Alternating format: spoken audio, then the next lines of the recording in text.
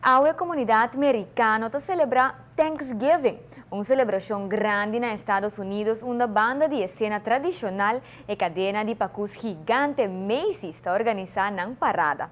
A parada de Macy anualmente está transmitida para nossos colegas de NBC, onde com vários artistas, personagens famosos, mas também uma grande quantidade de cheerleaders da fazendo a apresentação.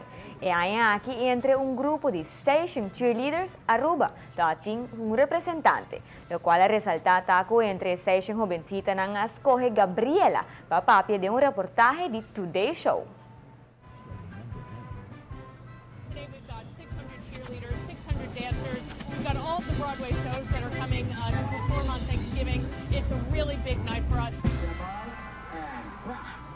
These high school students from across the country couldn't agree more.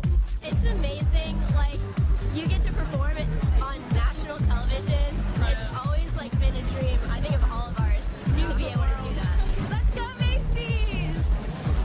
Happy Thanksgiving!